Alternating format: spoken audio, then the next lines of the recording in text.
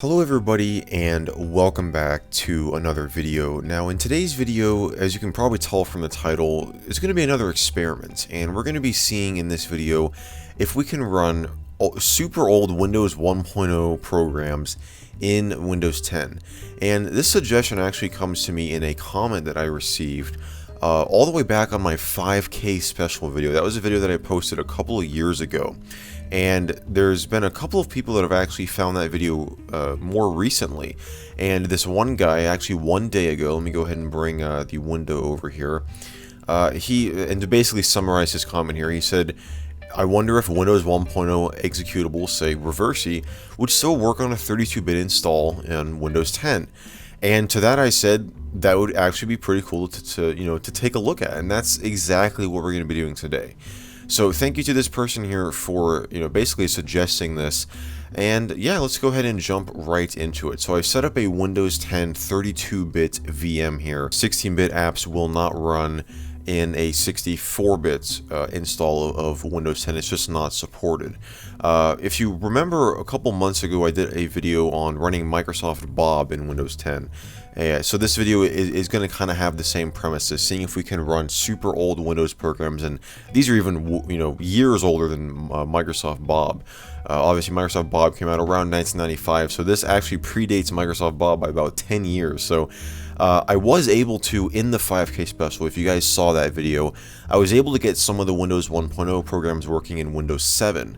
And I was actually even able to shut down Windows 7 from the Windows 1.0 MS-DOS Executive, which was really cool that it actually still worked in Windows 7. So we're going to be trying that out today in Windows 10 here and seeing if it still carries over to Windows 10. So what I've done is inside of this Windows or this Win1 folder right here, I have copied over every single file right off of a Windows 1.0 image file. So you can see most of these have a date modified of November 15th, 1985. There are a few files that are a little bit newer than that, or actually a lot newer than that. Some of these are modified from 2008, some from 2009. But this is a direct copy from a Windows 1.0 floppy disk of all of the original files. So we've got a couple of programs right here. We've got the MS-DOS Executive right here. This was actually modified in 2001. So we're going to go ahead and just start off with Calculator, just to keep things simple. Let's go ahead and run this. And Windows 10 right away throws up, this app can't run on your PC. To find a version for your PC, check with the software publisher. So now we're going to have to go ahead and try out a few tricks, or not really tricks, but just changing the compatibility settings. So Windows 10 allows us to go all the way back to Windows 95. And there's no guarantee that any of this is going to work, but let's say we want to do a reduced color mode. We say that we bring it all the way down to 8-bit color, we run it as an admin, and we run in 640 by 480 screen resolution. Have all these options enabled. Let's see what happens then. Same thing, it just straight up says this app cannot run on your PC. And the box is kind of frozen up here for some reason, but when we went over to the program tab for a split second, I don't know why the about window is not... Okay, so it just crashed. Explorer just crashed for some reason. Let's just go through all of these here and see if any of them will work on Windows 10. It's not looking pretty good so far. MS-DOS Executive. Okay, so the MS-DOS Executive came up with something different. An app on your PC needs the following Windows feature, NTVDM. I think this was actually the same thing that Microsoft Bob needed us to install. Let's go ahead and install that, and maybe that will allow us to run some of those other programs. So essentially what NTVDM is it's a virtual DOS machine that allows you to essentially run 16-bit applications on a 32-bit computer. So it's kind of virtualizing that here. So let's go ahead and just close out of this here. And it said we may have to restart some applications. So let's try to launch the MS-DOS Executive again. So it's coming up with a window for a split second, and then it's going away. It's immediately going away. Let's try Calculator again. Okay, so Calculator, all these programs aren't they aren't changing. It's still saying that this app can't run on your PC. So after doing a bit of research online, essentially this pop-up that we're getting is from Windows Smart Screen, which is a feature that Windows 10 has that will block kind of like unknown apps from running on your computer. For this one, I mean, this is essentially just, preventing you from running an application that you're really not able to run on Windows 10. So it may not even still work after we disable Smart Screen. But what we're going to try to do here is go into the settings for Windows 10, and we are going to search for Smart Screen. And I believe that's an app and browser control. So we bring this up here. We're going to turn off Smart Screen for Edge, turn off Smart Screen for Windows Store, and turn off Check Apps and Files. We'll authenticate that there. So it's going to say that your device may be vulnerable. So we've got Smart Screen disabled. Let's go ahead and try to run Reversi again. Okay, so it's doing the same thing. We may have to restart. Okay, so we successfully rebooted the computer, and moment of truth. Same thing. Okay, so even though, let me just double check and make sure that Smart Screen is disabled. Smart Screen, Windows Defender settings, keep your PC safe, open Windows Defender Security Center, and app and browser control. It is off, so that is. So I was reading online that Smart Screen may cause that sometimes, but I guess in this case it's not, because it's just straight up turned off and it's still doing the same thing. Close on exit. Let's try that. I wonder if the MS-DOS, because let's just try to get at least one program working here. I wonder if close on exit. Let's close that. Let's uncheck that and try it again, because maybe it's just automatically closing out. Okay, so that somewhat solved an issue. So it came up ms-dos.exe. It says inactive, but so it just didn't like launch anything. So at least we know that is what was causing it to it was just running. Maybe this isn't the entire program.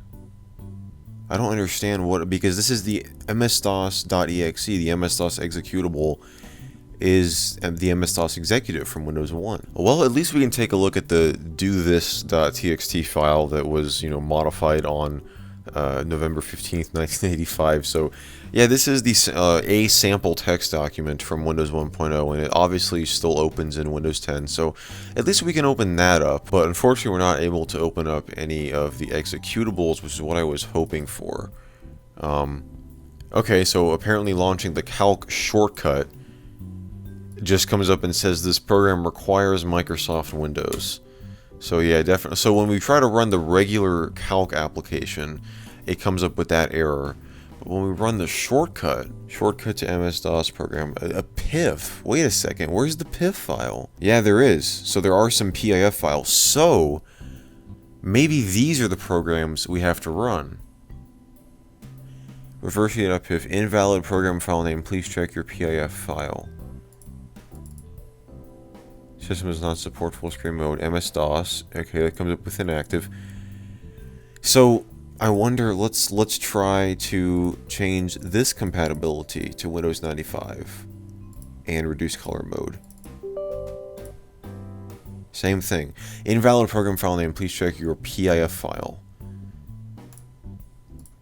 But it is coming up with the, 16-bit MS-DOS subsystem. Like, it is correctly trying to run the application. It's just throwing up this error message saying invalid program file name. Alright, so a little bit of a change in plans here. So as you may recall from that last clip, as you probably recall from that last clip, which was literally just a few seconds ago, the Windows 1.0 applications unfortunately did not work in Windows 10 despite a few different methods that I tried to get them running.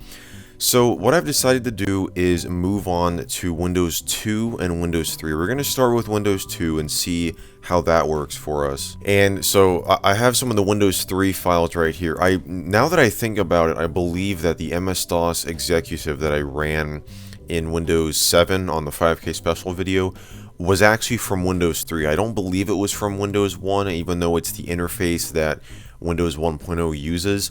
I think that it was just bundled with Windows 3, because in the Win3 folder right here, there is an application, I believe, called ms-dos.exe, or maybe not. So maybe it was from Windows 2, but let's just go ahead and start out with Windows 2 here. So what I've done is I have copied, or it's not that folder, it's this one right here. I have copied all of the files from the Windows 3.0, multiple different floppy images here, and just put them in this folder here.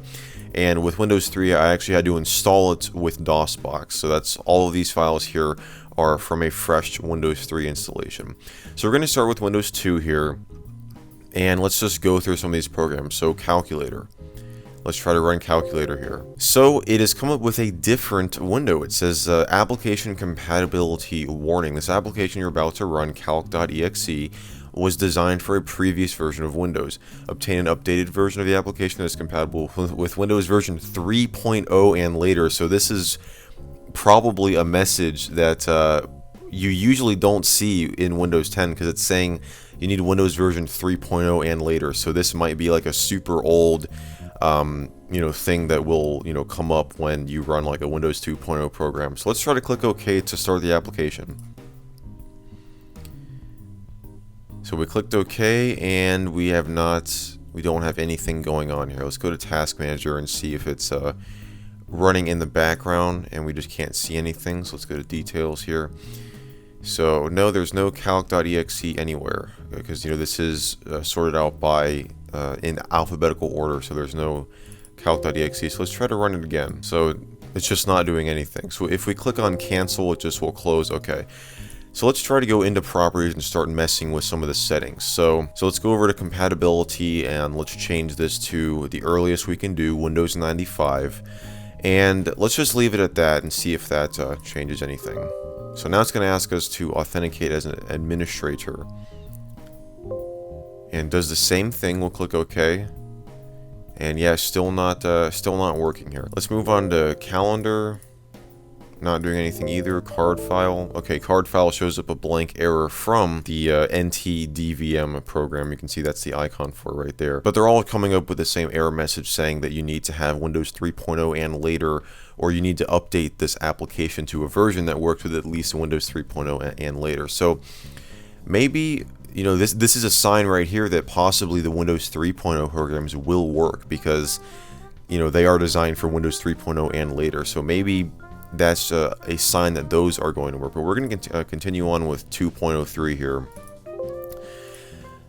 Okay, so Clipboard actually opened up. Check that out. I don't know if in Windows 2.0 if there were supposed to be like any menus or anything, but there's literally, there's nothing here. We can go to About Clipboard. And yeah, check that out. Microsoft Windows Clipboard version 2.03, copyright 1987. So we can't like type anything. I wonder if we copy something to the clipboard, if it will show up here. Let me let's just open up Run here, and let's just copy this. Let's Control C. Check that out. It actually shows up in here. Can you believe that? That's crazy. So this is again a program written back in 1987. It's still able to recognize when you copy something to the clipboard. Let's try a file here. So let's do a Control C on this file here. So now it shows up with a bunch of text here that looks like it's trying to display something. So data object, shell, ID, list, array. Let's try the DOSBox shortcut. So same thing. But yeah, I can literally just go into, let's say we want to copy this here. Let's highlight this, copy. And yeah, it shows up in there. So that is really surprising to me that it actually works. I was not expecting it to show up when you would copy something. But that just goes to show you like how backwards compatible that even the latest Windows version is. You can still get some functionality out of this application all the way back from Windows 2.03. So we got one of them that works so far. Let's go on to clock here and see what this does. Okay, so the clock opens up as well. So and it is 11:17 a.m. So it is pulling the correct time from the virtual machine. Let's go to About Clock again, so it comes up with that same About box. So we'll click OK to exit out of that. I believe in Windows 3, Windows 3.0, that was the first version where you were able to change the clock like to a digital clock, and from a digital to an analog clock, if I recall correctly. So again, there's no menus or anything. You can just right click up here on the title bar and go to About Clock, and that's really the only thing you can do. But even like the window controls and everything still are just as you would expect them to be in a Windows 10 program. They are still here. And just so you know, that is actually really interesting because Windows 2.0 didn't have these window controls. This was introduced with Windows 95. So that shows you that it's able to, you know, pull the newer like Windows 10 style buttons up here and just slap them onto a Windows 2.0 application. So that is pretty cool. So we'll move on to the control panel here, and if this runs, okay, this is going to be really cool because I wonder if you change the time in here, if it will update across the system. So we even have settings. So let's just try to start with the time here. So let's change the time from 11:18 a.m. to 1 p.m. So let's press enter, and it's not updating. Maybe we have to save it or something. So it looks like it's not changing in Windows 10 here. Oh, so it just kind of reset itself back to the correct time. So if we move it up to 2 p.m. I don't know if we have to save it or if there's a way to save it because there's no like button or anything. Let's try the date. So let's move that to December 19th. Yeah, so that doesn't change either. It actually, whoa, oh, we gotta press enter. Okay, no. Okay, so even when you press enter, it just automatically goes back to the correct date. So it's not even able to change the date, even if you wanted to. Cursor blink. So let's make it like the fastest cursor blink possible, and then let's open up a run command here and see. Check that out. It is much faster. So this will actually, let's go to the slowest cursor blink. Yep, so that is a setting that will actually take effect. So when you change the cursor blink setting here in the run box, it will, or I mean, I guess across the system, if we open up like, let's go to, you know, recycle bin here and just go in here and start like typing something. So yes, it does take effect across the system. So there's something here that works. So the cursor blink setting, how fast you want the cursor to blink. That is a setting that you can change in this Windows 2 control panel. We can add a new font. We can, you know, choose that directory. Setup. I don't have any like, you know, printer hooked up to this VM, so I'm not even going to be able to test if that works. This will be interesting. So let's do the border width. Let's see if we can change. I don't even think this is a setting in Windows 10. So if you notice there, when I clicked OK on that border width thing, it moved, it kind of refreshed this window. It moved everything, or it moved like the scroll bar all the way up to the top again. So now there's no window border change. Let's do screen colors. So here is where you would actually change like the system colors. So let's do menu bar. Let's change that to a, I don't know, so apparently we can only, like, we can't make it green if we want to for some reason. Maybe that's because the Windows 10 settings are conflicting with what we're trying to do here. Let's make the, let's just change these. Let's do title bar text. Can we change that? Okay, well, it does change in here. As you can see, this is now a, you know, grayish black in here, and the, you know, the menu bar up here is just gray with white text. So is that going to take effect in like recycle bin here? If we right click, or no, we have to get an application that has a menu. Let's go to Notepad here. Let me maybe close out of Notepad and open it back up. So we just relaunch Notepad here. Okay, so no, it doesn't look like anything changed, unfortunately. It still looks exactly the same. So it will change, you know, the like theme for the Windows 2 programs, not for the entire system, unfortunately. So that's pretty much it for the control panel here. We'll go ahead and close out of that. And let's try, so we're at control.exe. Let's try convert paint.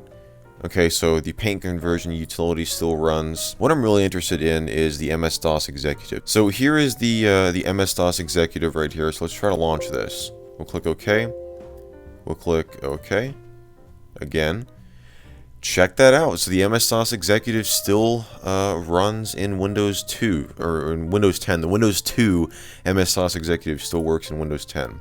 And those settings that we set in the control panel, again for Windows 2, took effect in this program here. We'll go to About. It says an error has occurred in the application. We'll just close out of it and relaunch it here. And so can we still launch programs from here? So let's go to, we're at the C drive here. Although it thinks the C drive is, okay, so we're in C users. Let's just go back to the C drive. Let's do C users 10 VM. Let's just go right to the desktop. Click OK. Alright, so it's able to pull that back in successfully, although we're not getting in any of the shortcuts, just the file folders. So let's change this to, so let's go back to the C drive. We'll do C, Windows, and let's try to launch Explorer.exe. And check that out. So we're able to launch programs right from the MS-DOS executive. Again, a program, I mean, it's just kind of unbelievable. This is a program written in 1987 that is still able to run and do pretty much what it was intended to do on a modern computer running the latest version of the Windows operating system in 2018. That's pretty insane. So it is crashing here, so maybe it's not going to work exactly as it was intended, because it already crashed once. Now it's not responding again. So we'll go ahead and close out of the program. Please hang on while Windows reports the problem to Microsoft. That's going to be interesting if they get that report. What I'm most interested in is trying to test out the same method I did, or the same function I did in the 5K special with Windows 7. And that is, can we end our Windows session from here and have it log out of Windows 10? Yeah, let's see if that actually works. So we're going to go ahead and click on End Session, click on OK, and now we wait to see if it logs us out. It did take a little while in the 5K special for Windows 7 to do it. Yeah, it looks like it's not, yeah, we're still here, still able to move the mouse. Still able to launch programs. So it looks like it didn't do it. So yeah, some of the Windows 2.0 programs, let's try write.exe here, not enough memory to run write. So some of them do work. Oh, Reversey. This was actually the one program that he used as an example. You know, that guy in his comments said, try and see if you can do Reversey. Well, let's try it. Okay, Reversey apparently does not want to launch. Like I said, definitely some of the Windows 2.0 programs do still work in Windows 10. Not all of them, but some of them. Now let's move on to Windows 3, because the Windows 3 programs are a lot newer, or not a lot newer, but a couple years newer than the Windows 2.0 programs. And in that error message that we keep getting, it keeps saying, get a version that runs with Windows 3 or later. So let's see if all of these work. Let's just start off with the clock program. So you see there's no error message. It just comes right up with the clock, and even those settings that we set back in the Windows 2.0 control panel still take effect here. We can change it to an analog clock if we want to. We can resize it. It has the correct date up here, and about clock. It comes up with the Windows. It comes up with the Windows 10 about screen. That's pretty funny. Yeah, so when we go to about, this is the super old icon from Windows 3.0, and it just comes up with the regular Windows 10 about screen. That's pretty funny. Control. It says cannot find control panel components. Okay. But the application did still run. I'm just trying to find some interesting ones here. Let's do Paintbrush or Paintbrush. Check that out. Oh my gosh, this is the Windows 3.0 version of Mspaint, and that is pretty funny. This application is literally unchanged, and that's the old icon there too. That is insane. I mean, we can do all this stuff. That is pretty funny. You know, we can literally just do, make a cool, abstract art painting, whatever you want to call it. This is just great. That is, I was not expecting it to open up and just work literally exact. Now I wonder if we can save okay, this will be funny. I wonder if we can save a file and open it with the new Windows 10 paint. So let's just like type something random on here, or just draw with, lines, whatever. Okay. Okay, so we got our wonderful painting here. Let's go ahead and try to save this. So let's save as. It comes up with that old file menu. So we'll save this to, let's do it to just the root of the W drive. We'll save this as art.bmp. Okay, so that's been saved. Now let's go to the root of this drive and open it up. Let's see if it opens up with photos. Check. Oh my gosh, check that out. It actually worked. It still opened up with art.bmp. Or not with art.bmp, with the brand new Windows 10, what's it called? The photo viewer, the gallery, photos app, whatever you want to call it. Now let's try this in MS Paint. So let's just drag this in here. There we go. So it still works in the newer MS Paint program too. Honestly, this is kind of to be expected because it's just a BMP file. So even if it's made with, the Windows 3.0 Paintbrush program, it should still open because it's just like a BMP file. But that is pretty cool. So yeah, the old Paintbrush program still works. I don't believe Reversi. I think they took Reversi out of Windows 3, so that's not in here. Let's launch the Program Manager. So the Program Manager still opens up. Let's see if we can make a new program group. So let's call this Programs.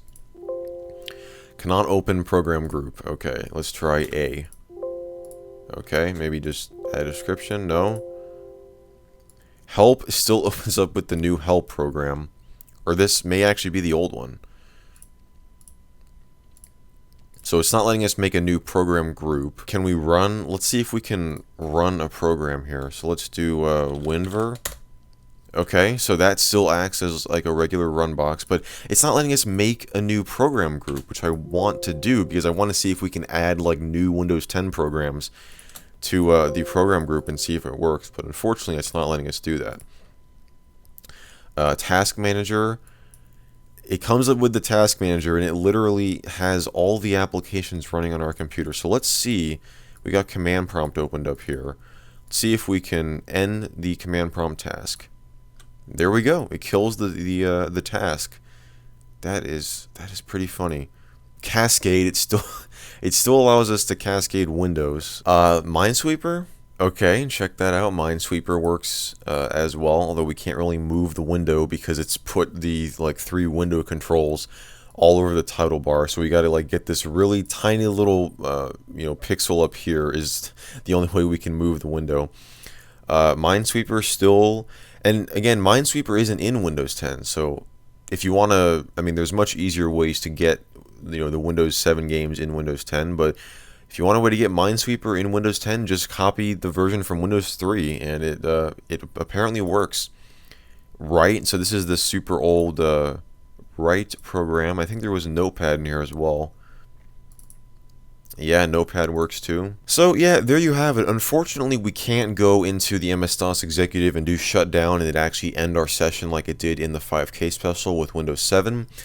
But I'm definitely really surprised. A lot of these programs, they don't just work in Windows 10, but when you actually change settings in them, they will actually take, some of them at least, will actually take effect across Windows 10, despite the fact that these applications are like over 30 years old. So with that said, that is pretty much going to wrap it up for today's video. I hope that you guys enjoyed it. If you did, definitely be sure to give this video a thumbs up. Be sure to get subscribed down below and turn on notifications if you haven't already to see new videos like this in the near future. And also be sure to drop me a comment letting me know what you think of this whole thing. Were you surprised that we were able to get these super old programs working in Windows 10? Or is it something that you expected at least some of them to work? Be sure to let me know because I always love reading what you guys have to say. And as always, I just want to thank you guys so much for watching, and I will see you in the next video.